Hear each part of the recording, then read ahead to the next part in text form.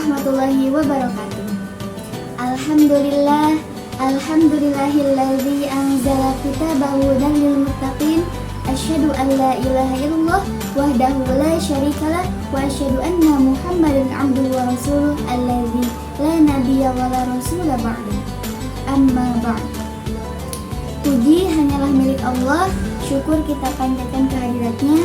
Sholawat beserta salam semoga tetap tercurah limpahkan kepada baginda alam, yakni Habibana wa Nabiyana Kanjeng Nabi Muhammad Sallallahu Alaihi Wasallam. Tak lupa kepada keluarganya, sahabatnya, tabi'in, tabi'atnya, dan semoga sampai kepada kita selaku umatnya yang mudah-mudahan mendapatkan syafaatul uzma di yaumil akhir nanti. Amin ya Allah ya Rabbal Alamin.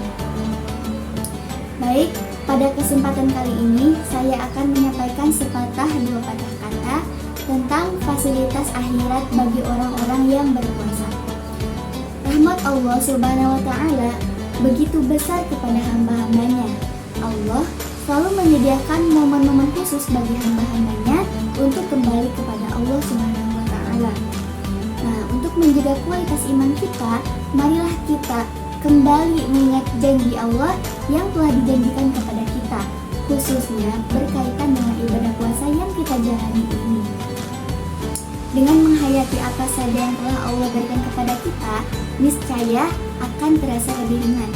Nah, baiklah teman-teman, kira-kira apa aja sih fasilitas yang diberikan Allah Subhanahu wa Ta'ala kepada orang-orang yang berpuasa dengan baik di bulan Ramadan? Pertama, mendapatkan ampunan dari Allah Subhanahu wa Ta'ala.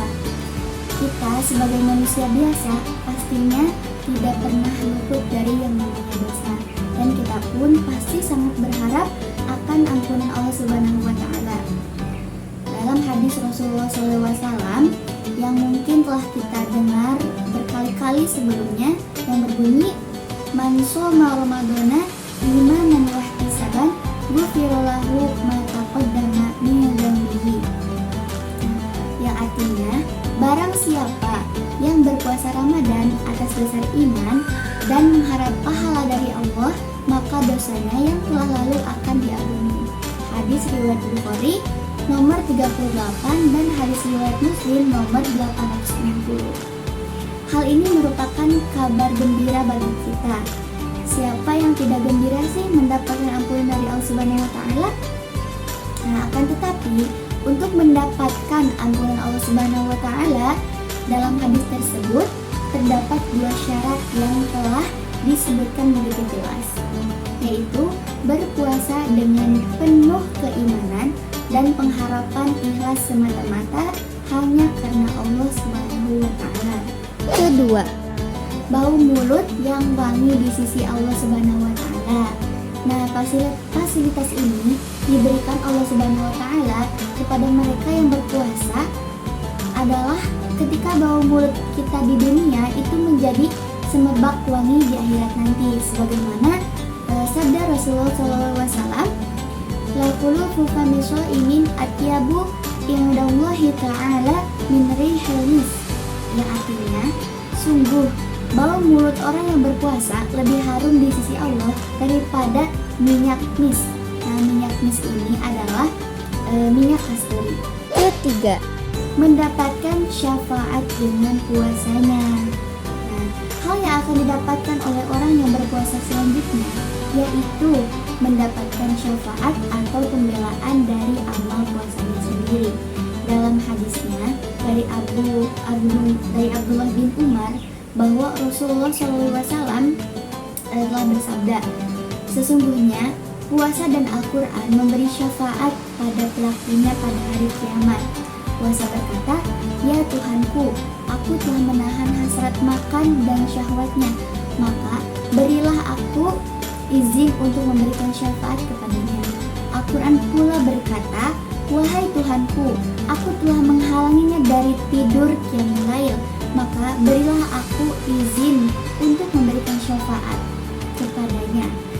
Nabi bersabda, maka keduanya diberikan izin untuk memberikan syafaat. Hadis riwayat Ahmad. Puasa yang telah kita lakukan akan berubah menjadi pembela kita di akhirat nanti dengan memberikan syafaat agar kita bisa terhindar dari fitnah dan juga siksa perhitungan akhirat. Keempat, pintu surga khusus bagi orang-orang yang berpuasa. Dalam hadis Rasulullah SAW bersabda, sesungguhnya di surga ada suatu pintu yang disebut dengan Ar-Rayyan. Orang-orang yang berpuasa akan masuk melalui pintu tersebut pada hari kiamat. Selain orang yang berpuasa tidak akan memasukinya. Nanti orang yang berpuasa akan diseru, "Mana orang yang berpuasa?" Lantas mereka pun berdiri, selain mereka tidak akan memasukinya. Jika orang yang berpuasa tersebut telah memasukinya, maka akan tertutup dan setelah itu tidak akan ada lagi yang memasukinya. Hadis riwayat Bukhari nomor 1896 dan hadis riwayat Muslim nomor 1152. Ibadah puasa mempunyai kedudukan tersendiri, sehingga Allah menyediakan pintu khusus bagi mereka yang gemar berpuasa dan ikhlas dalam menjalankannya, yaitu pintu yang disebut dengan Ar-Rayyan. Kelima, kegembiraan bertemu dengan Allah Subhanahu wa Ta'ala.